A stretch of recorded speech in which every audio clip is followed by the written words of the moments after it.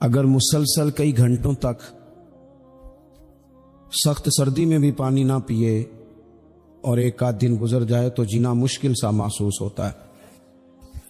سانسوں کی ڈوری کا چلنا بھی بڑا ہی ضروری ہے۔ اگر سانس تسلسل سے نہیں آئے گی، ماحول گھٹن کا ہو جائے گا تو پھر بھی انسانی زندگی کی بقا مشکل ہو جائے گی۔ یہ ساری چیزیں بھی جینے کے لیے بڑی ہی ضروری ہیں، لیکن ان سب چیزوں کے ساتھ ساتھ جینے کے لیے محبت کی بھی بڑی ہی ضرورت ہے۔ گھر میں مال بھی ہو، اولاد بھی ہو، مکان کشادہ ہو، اللہ نے وسعت دی ہو، سارا کچھ ہو، آپ سارے موبائل چلائیں گے تو پھر تقریر کون سنے گا؟ چلیں کچھ لوگ یہ کام کریں، سارے نہ کریں، کچھ میری بات پر بھی توجہ دیں اور اطمینان سے جی اب بڑے سکون سے آپ لوگ تشریف رکھیں۔ تھوڑی سی تقریر کرنی ہوتی ہے اور ماشاءاللہ اس گرمی میں اتنے سارے لوگ آپ آئے ہیں، تو آئے تو اس لیے ہیں، چلیں آپس میں ایک دوسرے کو دیکھیں۔ تو آپ میری بات پر توجہ کریں تاکہ کچھ باتیں آپ سے ہو سکیں۔ گھر میں ہر شے موجود ہو نا، ساری اللہ نے دنیاوی آسانیاں دے رکھی ہوں،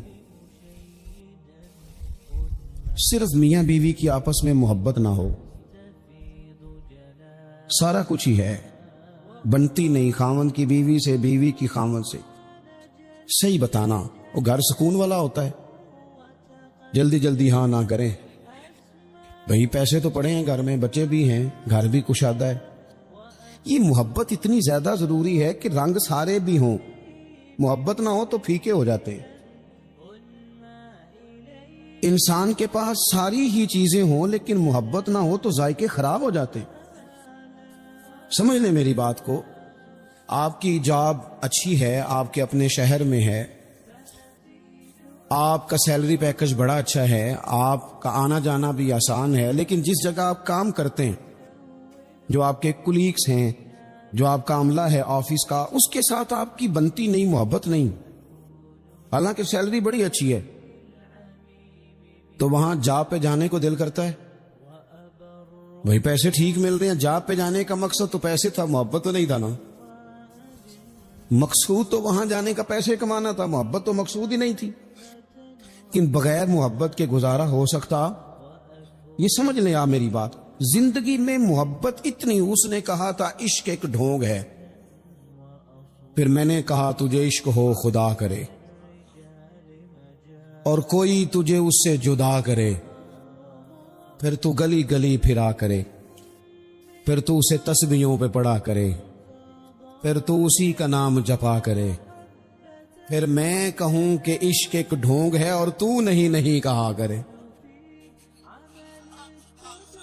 آپ محسوس کریں کہ محبت کی، یعنی مجھے ایک دفعہ ایک بوڑھی اماں مل گئی تو وہ بڑی احتیاط سے، بڑی پرہیز سے، بڑا منہ چھپا کے کہنے لگی، پیر صاحب میرا نا نہ آ جائے، میرے پترا نو آکھو تہاڈ کو جمعہ پڑھ دینے، تھوڑے پیسے دے لین کرن، پر نواں سامنے میرے نال بولن تے ٹھیک نہ، میں تے پیار دی بھکھی ہاں، میرے سے بات ٹھیک کریں، بولے محبت سے۔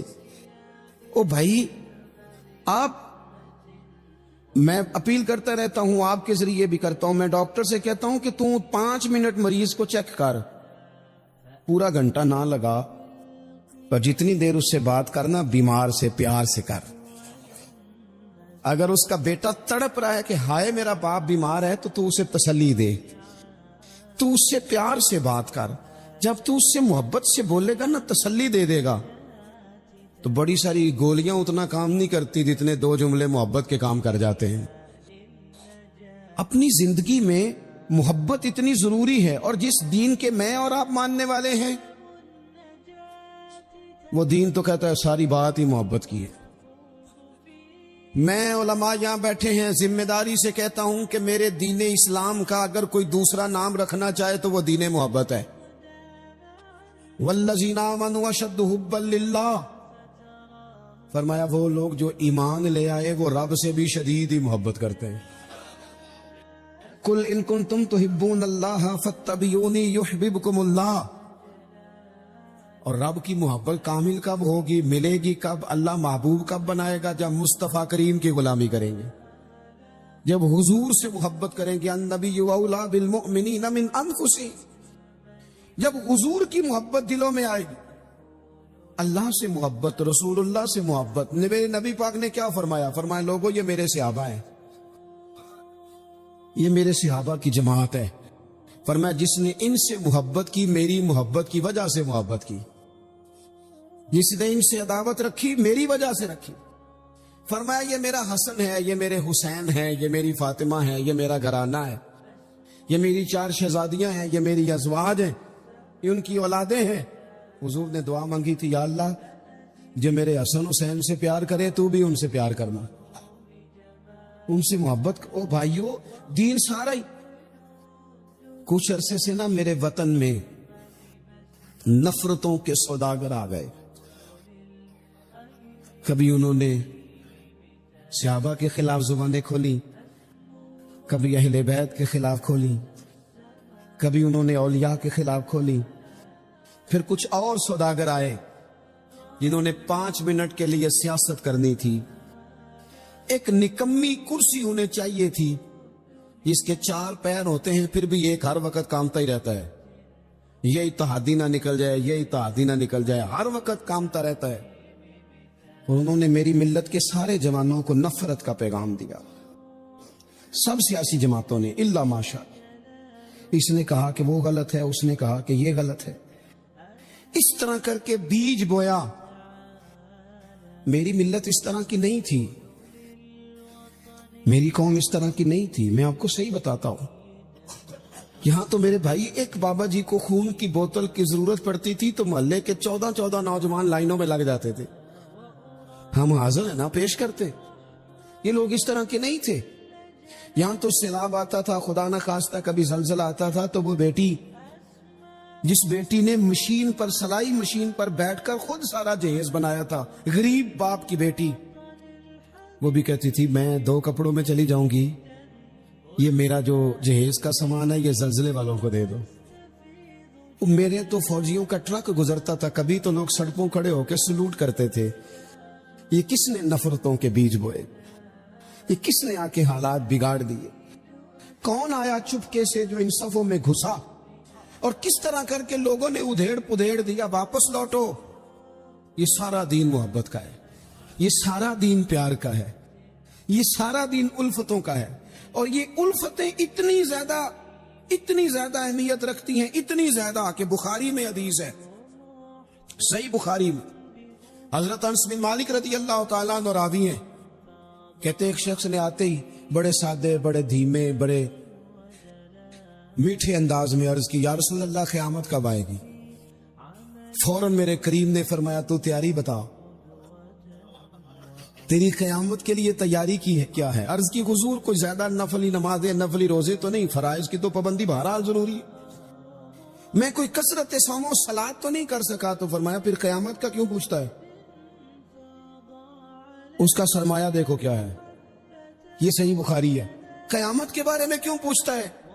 تو عرض کی یا رسول اللہ اس لیے پوچھتا ہوں کہ خدا سے بھی پیار کرتا ہوں، محمد مصطفیٰ سے بھی پیار کرتا ہوں. تو اساں جہاں گناہیاں دا جدوں مال نامہ فرول ہوئے، ذرے ذرے نے سامنے آ جانا ہے، جو جو منہ تھی بولے بول ہوئے. اساں کول حضور دے بیٹھ رہنا ہے، لکھ عمل ترکڑی تول ہوئے، او دے کولوں بھی رب نے حساب لینا ہے جیڑا بیٹھا ہی محمد دے کول ہوئے صلی اللہ تعالی علیہ وسلم. لحد میں عشق رخ شاہ کا داغ لے کے چلے. ہم نے اندھیری رات سنی تھی، سو چراغ لے کے چلے.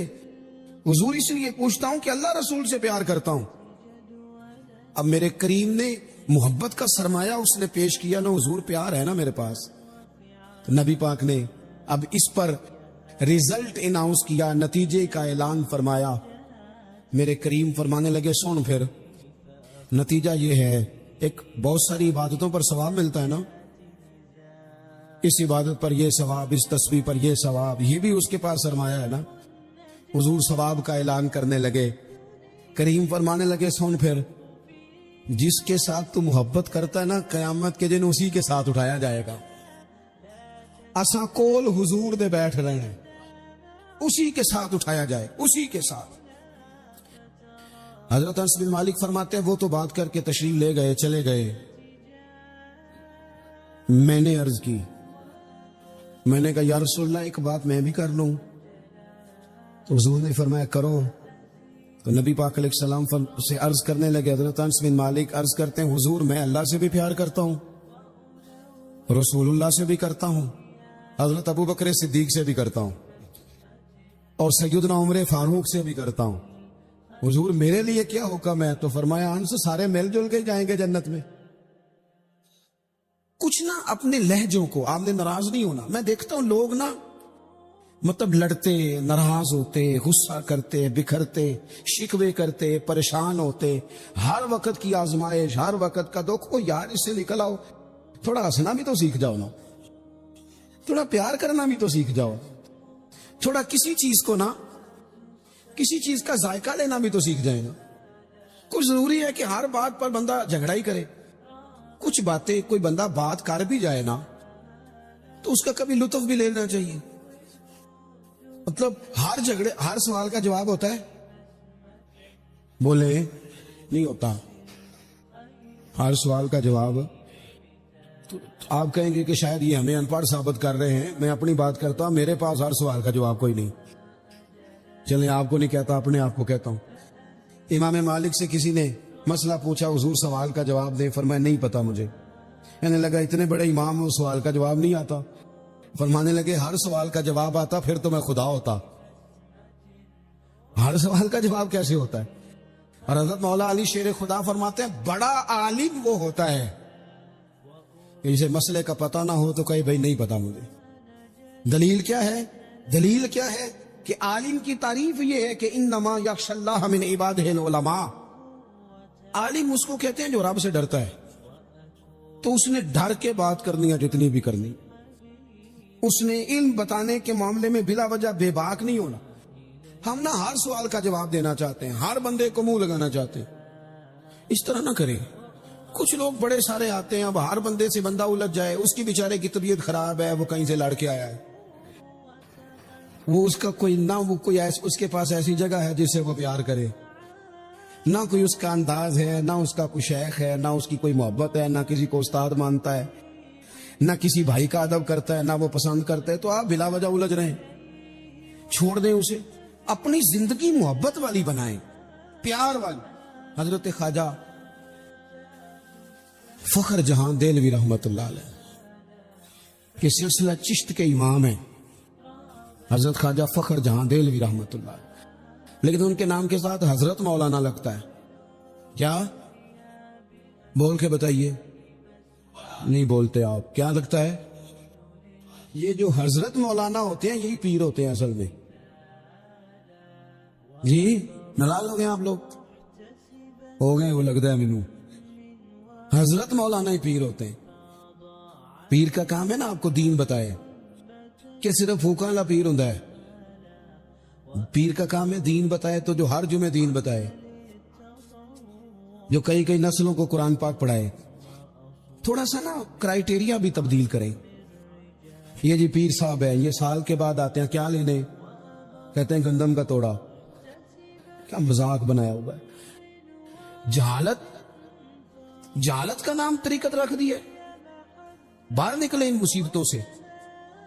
یہ جاہل بلا وجہ سوال ہو جاتے ہیں، سال کے بعد آتے ہیں۔ آپ پورا سال اتنا اپنے امام کو نہیں دیتے جتنا ایک چکر میں اس جاہل کو دے دیتے۔ مہربانی کریں آپ۔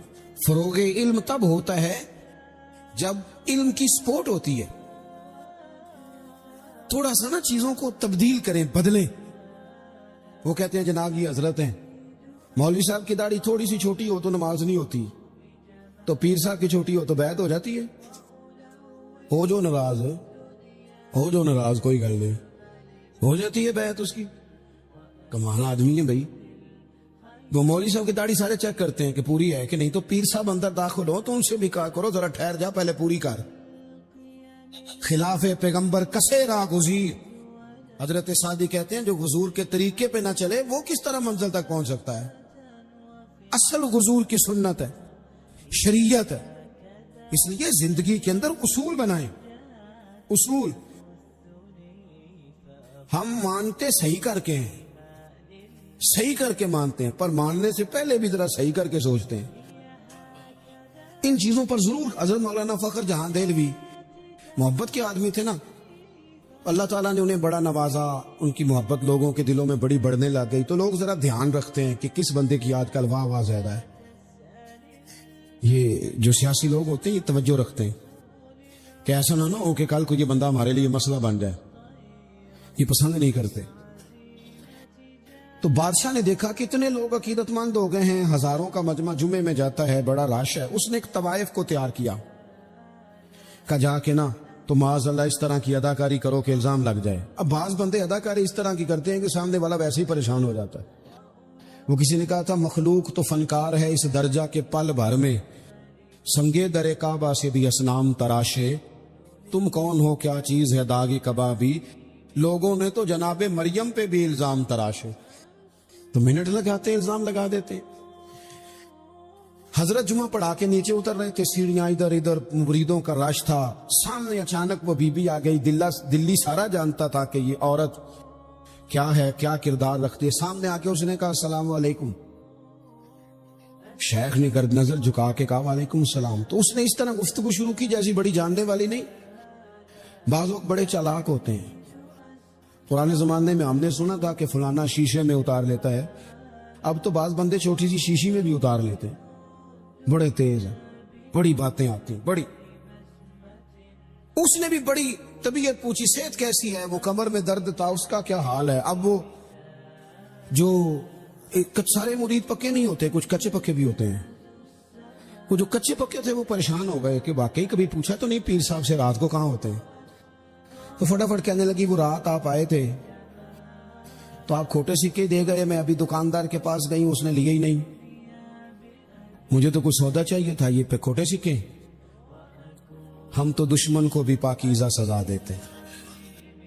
ہر جگہ الجھنا نہیں چاہیے، زیادہ صفائیاں دینے والے کو بھی لوگ کمزور سمجھنے لگ جاتے ہیں، ہر وقت تھوڑی صفائی دیں گے۔ حضرت شیخ نے اس کی بات سنی اور ہنسے، مسکرائے، اور مسکرا کے نہ تو اپنی جیب میں ہاتھ ڈالا اور اصلی سکے نکالے اور 3 دفعہ فرمایا بیٹی، او میری بیٹی، او پیاری بیٹی، تو نکلی دے جا اصلی لے جا، اور میرا پتر دوبارہ بھی ضرورت پڑی تو آ جانا، فخر جہاں کا دروازہ کھلا ہی ملے گا۔ ہم تو دشمن کو بھی پاکیزہ سزا دیتے ہیں۔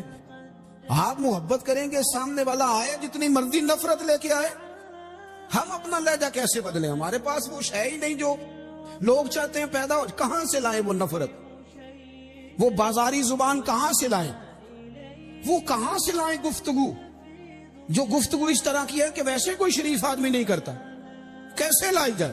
آپ کسی کو دیکھ کے کبھی بھی اپنا لہجہ خراب، وہ جو کر رہے ہیں وہ اس کا معاملہ ہے، ہم تھوڑی، ہم محبت والے اپنی بولی بولتے ہیں۔ وہ کس طرح سامنے والے کی سطح پہ اتر کر بات کریں گے؟ حضرت نے فرمایا پتر ضرورت پڑے تو دوبارہ بھی آ جانا۔ یہ بات کرتے ہی نا پھر شیخ سیڑھیاں اترنے لگے، اور جب سیڑھیاں اتر گئے تو 3-4 منٹ کے لیے وہ بی بی سکتے میں آئی، کانپنے لگی، پھر دوڑ کے جا کے حضرت کے پیروں میں بیٹھ گئی، کہنے لگی بابا ایک بات تو بتا، تو مٹی کا بنا ہے کہ کستوری کا؟ تو سندل کا بنا آدمی ہے؟ میں تجھے بدنام کرنے آئی، الزام لگانے آئی، چاہیے تو یہ تھا کہ لوگ مجھ پر تھپڑوں کی برسات کرا دیتے، تیرا چہرہ جلال سے سرخ ہو جاتا، اور میں بدنام کرنے آئی۔ اور میں دلی کی وہ والی خاتون ہوں جسے کبھی کسی نے بیٹی نہیں کہا، کبھی کسی نے بہن نہیں کہا، اپنوں نے بھی رشتے بنانے چھوڑ دیے، جس نے دیکھا بری نظر سے دیکھا، پر تو کس محبت کا آدمی ہے، میں بدنام کرنے آئی اور گناہوں میں لتھڑی ہوئی کو تو نے بیٹی بنا لیا۔ یہ جملے کہتے ہی اس خاتون نے دوپٹہ اٹھایا، چہرے پہ اوڑا اور کہنے لگی دلی والوں میں تمہیں بتاؤں گی فخر جہاں کی بیٹی کس طرح کی ہوتی، اب میں بتاؤں گی، آج کے بعد میرے مکان کو کوئی گانے باجے کی جگہ سمجھ کے نہ آنا، اسے میں نے مسجد بنا دیا ہے، قیامت تک مدینے والے کے نام کی اذانیں پڑھی جائیں گی، مسجد کا ارادہ کر دیا۔ سنے جی، اپنے لہجوں میں محبت. سامنے والا وہ ہمارے ہاں نا دو چار فلسفے بھی ہیں ہمارے. کچھ لوگ کہتے ہیں دکھ بڑے ہیں اس لیے میں سخت ہو گیا ہوں. دکھ بڑے ہیں. پیر صاحب آپ تو گاڑی میں بیٹھ کے آئے، عقیدت مندوں کا ہجوم ہے، پیار ہے. ہمارے پاس دکھ بڑے ہیں. تو میں کہتا ہوں آپ کو پتہ نہیں ہے نا، دکھ جس جگہ جاتے ہیں نا وہ رنگ ضرور بدلتے ہیں پر رہتے دکھ ہی ہیں. رہتے وہ ہر ایک کے پاس ہے، اس لیے کہ دکھ پیارے بڑے ہیں نا. نبیوں رسولوں کے پاس بھی رہے ہیں، اور ہمارے درویشوں نے ہمیں سبق پڑھایا ہے کہ دکھ قبول محمد بخشا، بس راضی رہن پیارے. اگر وہ اس طرح خوش ہیں تو ہم بھی خوش ہیں. تو دکھ تو ہر بندے کو ہے. اب کیا بندہ ہنسنا چھوڑ دے؟ میں دکھی بڑا ہوں تو لہذا تلخ ہوں. او بھائی، نبی پاک صلی اللہ تعالی علیہ وسلم نے فرمایا ہے لوگوں، سارے نبی ستائے گئے اور میں سب سے زیادہ ستایا گیا. آپ کبھی سیرت مبارکہ پڑھیں نا، ہجرت سے پہلے کیا حال ہے. کبھی کانٹے ہیں، کبھی پتھر ہیں، کبھی اوجڑیاں ہیں، کبھی طائف میں روڑے. ہجرت کے بعد کیا حال ہے. کبھی بدر میں تلواریں، کبھی احد میں تلواریں، کبھی خندق میں تلواریں، کبھی منافقین کی سازشیں، کبھی کچھ کبھی کچھ. از اول تا آخر دکھ ہی دکھ. لیکن حضرت حارث بن عبداللہ رضی اللہ تعالیٰ عنہ فرماتے ہیں لوگوں، میں نے اپنے کریم محبوب علیہ السلام کو جب بھی دیکھا ہے مسکراتے ہی دیکھا ہے، مسکراتے ہی دیکھا. اور میرے اعلیٰ حضرت فرماتے ہیں جس کی تسکی سے روتے ہوئے ہنس پڑے. حضور تو ہلکا سا مسکرا دینا تو جو بڑا رونے والا ہو وہ ہنس پڑتا ہے. اب یہاں سوال پیدا ہوتا تھا کہ پھر تو بڑا انتظار کرنا پڑتا ہوگا کہ حضور تسکین فرمائے. فرماتے ہیں انتظار نہیں کرنا پڑتا. انتظار نہیں، یہ تبسم حضور کی عادت ہے. یہ حضور کی، یہ جو اعلیٰ حضرت کا سلام ہے نا، یہ تو پوری سیرت ہے حضور کی. فرماتے ہیں جس کی تسکی سے روتے ہوئے ہنس پڑے، اس تبسم کی عادت پہ لاکھوں سلام. یہ تو عادت ہے حضور کی تبسم فرماتے رہے. تو نبی پاک تو ان دکھوں میں مسکرایا سرکار نے. تو ہمیں حکم یہ ہے، دکھ تو رہیں گے لیکن ان دکھوں کے بیچ بھی، چونکہ دین محبت والا ہے، ہم نے محبت چھوڑ دی، ہم نے پیار چھوڑنا، ہم نے کسی قسم کا کوئی. میں نا کالج میں پڑھتا تھا تو یہ پاپڑ بیچنے والے آتے ہیں، چورن بیچنے والے اور چپس بیچنے والے. یہ ان لوگوں کا آپ کے خیال میں کتنا کو بزنس ہوگا، کتنی کو انویسٹمنٹ ہوگی؟ کوئی 8-10 ہزار اتنا ہی ہے نا، اس سے زیادہ تو نہیں ہوتا. تو ایک آدمی نا وہ کالج کے باہر پاپڑ بیچتے تھے، وہ چھوٹے چھوٹے، وہ صبح لے کے آتے. تو وہ جب چھٹی